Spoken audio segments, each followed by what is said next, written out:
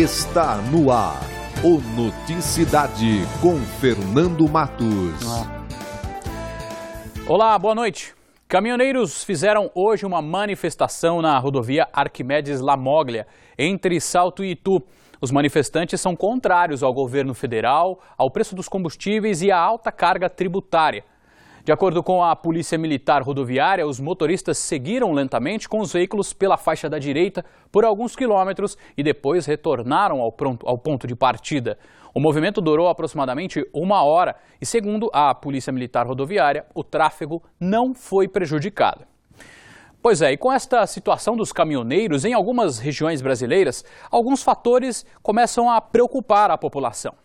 Na CEAGESP de Sorocaba, o abastecimento de frutas e hortaliças ainda não sofreu alterações com a greve dos caminhoneiros. 3 vezes por semana, 1.000 caminhões circulam normalmente pelo local. Nos postos da cidade, ainda não existe o registro de falta de combustíveis.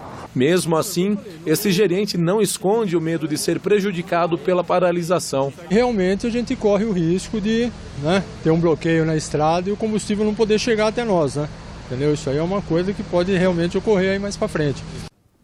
Pois é. E para quem tem carro e está em dúvida se vai faltar ou comprometer os estoques de combustíveis nos postos da nossa região, nós vamos ao vivo esclarecer isso e muito mais com o Pedro Torres. Boa noite, Pedro. Boa noite, Fernando. Boa noite a todos que acompanham Noticidade. Isso porque o setor já está em alerta por conta da greve dos petroleiros, que foi iniciada há 2 semanas. Agora, com essa questão dos bloqueios das rodovias, a gente vai ficar sabendo essa questão aí do abastecimento. Estou ao lado do Jorge Marques, ele que é presidente do Sincopetro aqui de Sorocaba. Jorge, a pergunta não poderia ser outra. Qual a possibilidade de um desabastecimento aqui na nossa região? Boa noite. Boa noite a todos. No momento não existe essa possibilidade, nós temos uma base instalada em torno de 130 postos, cada um com a sua capacidade de armazenagem.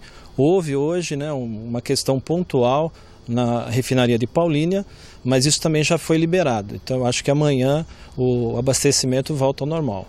Existe problema com relação a entregas em alguns dos postos aqui da cidade ou da região?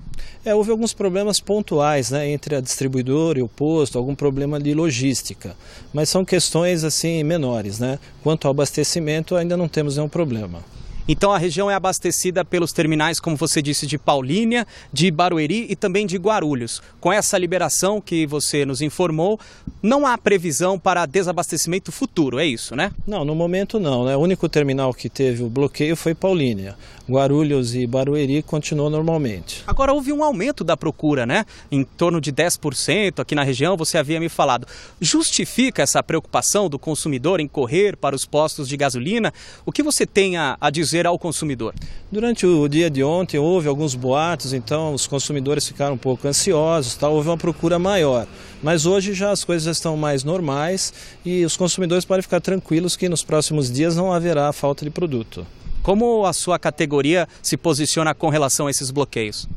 Nós estamos acompanhando a evolução dessa greve dos caminhoneiros, não é só no nosso setor, pelo estado, pelo país, e vamos acompanhar a evolução, se isso vai continuar ou vai terminar em breve. Ok, muito obrigado, Jorge. Então, a recomendação ali para os consumidores é sem pânico. Sem pânico, a nossa rede na região também é bem ampla, pode ficar tranquilo que não vai faltar produto. Ok, muito obrigado. É com você aí no estúdio, Fernando. Legal, Pedro. Então, só para a gente reforçar, quem tem carro e precisa abastecer aí, como o Pedro Torres já informou, direto de Sorocaba, de acordo com o Sincopetro, você não precisa ter nenhum atropelo, nenhum corre-corre para abastecer o carro, já que está garantido o abastecimento na região. Obrigado, viu, Pedro?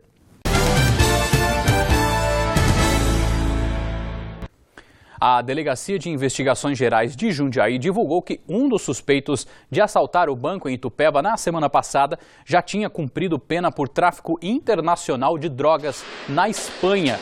Ele permanece internado sob escolta policial no Hospital São Vicente, em Jundiaí.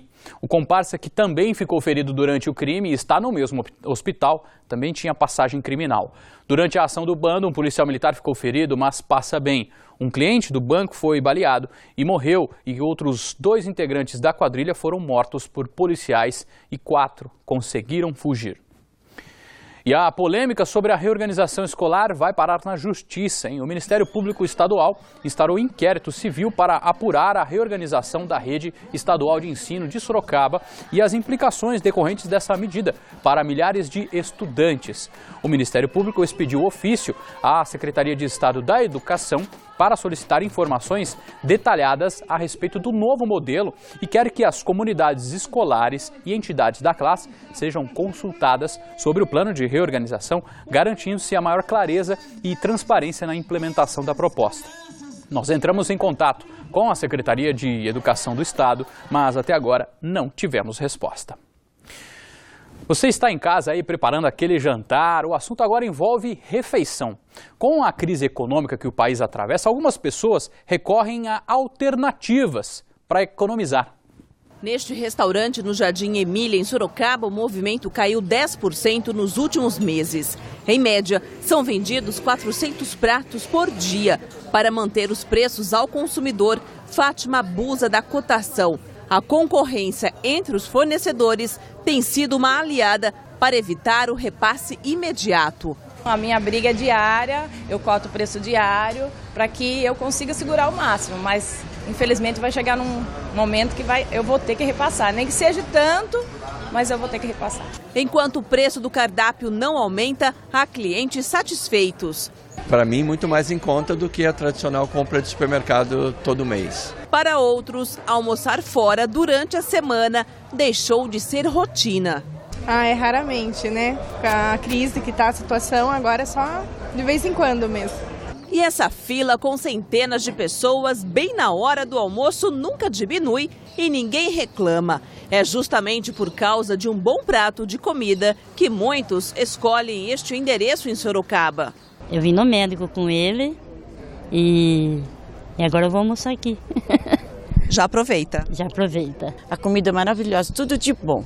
No restaurante popular implantado pelo governo estadual, são servidos prato diversificado, fruta da época e um copo de suco. O cardápio de hoje recebeu nota 10. Arroz, feijão, salada, moera com molhinho, abóbora.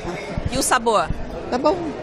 O programa, criado em 2000 em Sorocaba, funciona há 9 anos. E de segunda a sexta-feira, olha só, o salão fica lotado. A qualidade e o preço baixo são os principais diferenciais para tanta procura. É barato e bom. Geralmente como fora. Subiu bastante, né? E aqui tá bem em conta, né? Vale a pena. Com certeza.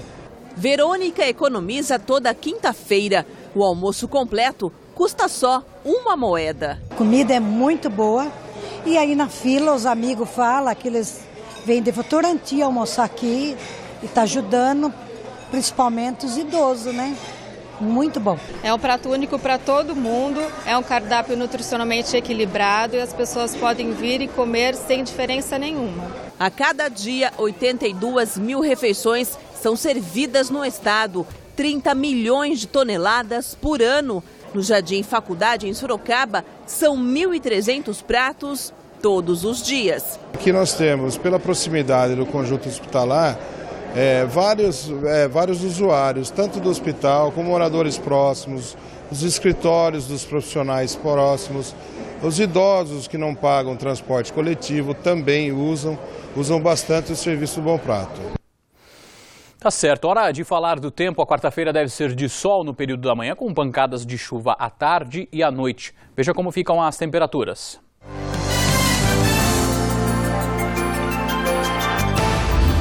Em Sorocaba, as temperaturas variam entre 21 e 32 graus. Jundiaí registra a mínima de 22 e máxima de 34. Em Itapetininga, a mínima de 21 e a máxima de 31.